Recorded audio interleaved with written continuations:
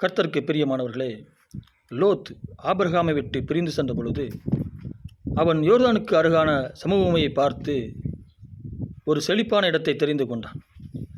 அவன் செழிப்பான இடத்தை தெரிந்து கொண்டதினால் அவன் தவறான முடிவை எடுத்து விட்டான் என்று அர்த்தமல்ல. ஏனென்றால் அங்குதான் சோதோம் கொமோரா பட்டணம் இருந்தது. ஆபிரகாமை பாருங்கள். ஆபிரகாம் மிருக ஜீவன்களும் வெள்ளியும் பொன்னுமான ஆசியுடைய செல்வ சீமானாய் இருந்தான். அப்படியானால் லோத் ஆபிரகாமை விட்டு பிரிகிற பொழுது மிகவும் செழிப்பான இடத்திலிருந்துதான் இன்னொரு செழிப்பான இடத்தை தெரிந்து கொண்டிருக்கிறான். அப்படியானால் லோத்து தெரிந்து கொண்ட செழிப்பான வாழ்க்கை அது தவறானதல்ல. அந்த செழிப்பு தவறானதல்ல. அப்படியானால் எது தவறானது என்றால், லோத் ஆபிரகாமை விட்டு பிரிந்து சென்றது தான் தவறானது. லோத்து தெரிந்து கொண்ட செழிப்பின் வாழ்க்கை தவறானதல்ல.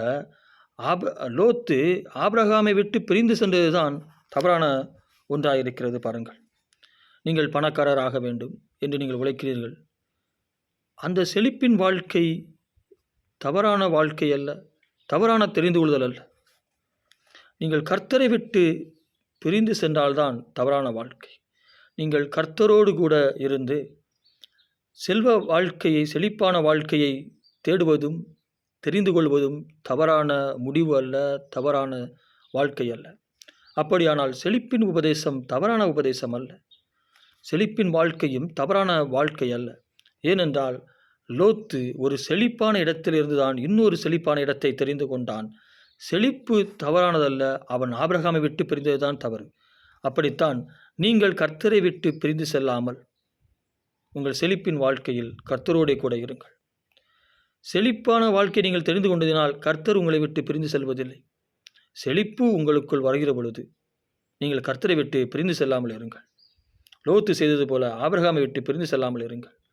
நீங்கள் செழிப்பான வாழ்க்கையை தெரிந்து கொண்டதினால் கர்த்தர் உங்களுக்கு அதற்கான கிருபைகளையும் இரக்கங்களையும் தயவையும் பாராட்டி நீங்கள் நினைத்த அந்த இடத்திற்கு உங்களை அழைத்து செல்வார். கர்த்தர் உங்களை விட்டு பிரிந்து செல்வதில்லை. நீங்கள் கர்த்தரை விட்டு பிரிந்து செல்லாமல் இருங்கள்.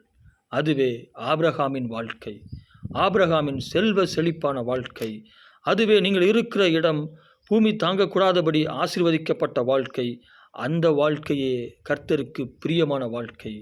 செழிப்பான வாழ்க்கை தான் கர்த்தருக்கு பிரியமான வாழ்க்கை. நீங்கள் கர்த்தரை விட்டு பிரிந்து செல்லாமல் இருங்கள். ஆமென்.